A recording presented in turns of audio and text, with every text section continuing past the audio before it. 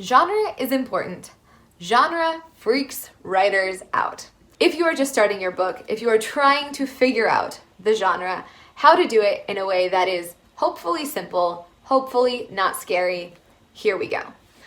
So this is how I would recommend thinking of your genre. 1, what is my age category? Adult, middle grade, children's, YA, whatever. Number 2, where do I think it would fit on a bookshelf? Sci-fi, fantasy, romance, thriller, upmarket, book club fiction, literary. These are the things that you'd probably say to an agent, honestly. In a query letter, this is where it would be on a bookshelf in a store. This is how it would be described.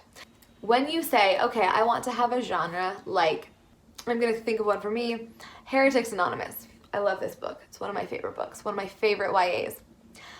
I would know that it's YA. I would know that it's contemporary. What does that tell me about what the actual story is about? It doesn't really tell me anything.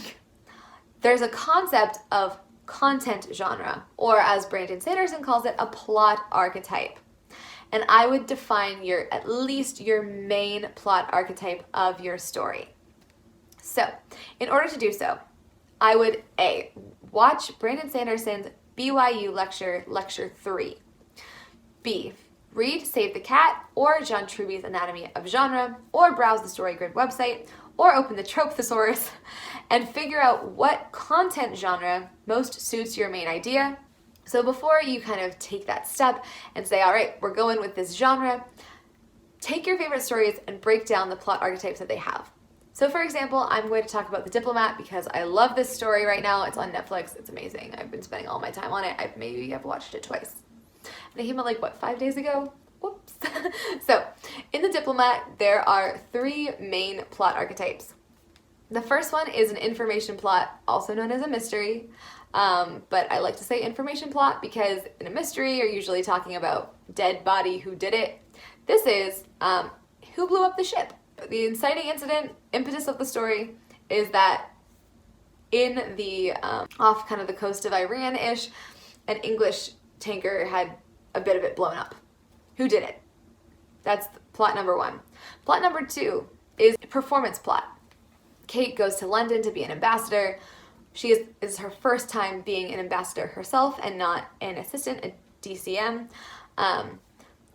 Will she be good at being an ambassador? And there's kind of a goal in there. She is on a short list to become the vice president. So will she become the vice president? That's your performance plot archetype. And then your third one is it's a marriage plot. So Kate has her husband who is a former ambassador. He is there. They are almost getting a divorce, but not quite. And and their story is the third plot archetype, this relationship plot. There's also a fourth sort of plot archetype, which I'd call a relationship plot between the DCM, the CIA agent. They're a couple together, and that's, I think, really a subplot that's meant to be a bit of a foil to Kate and Hal, because they're kind of a younger version of Kate and Hal. It's very interesting how they did it.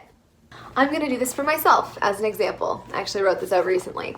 So my age category is YA, or where it would be on the bookshelf is contemporary. It's basically contemporary. You could call it romantic suspense. You could call it action adventure. And these are my plot archetypes. My main plot archetype is a heist plot. My second plot archetype is a relationship plot. Then there is a information plot. And then there is a mentorship plot. There we go. Thank you so much for watching. I'm Nicole Wilbur. Keep your eyes out for that brainstorming series, and I will see you soon.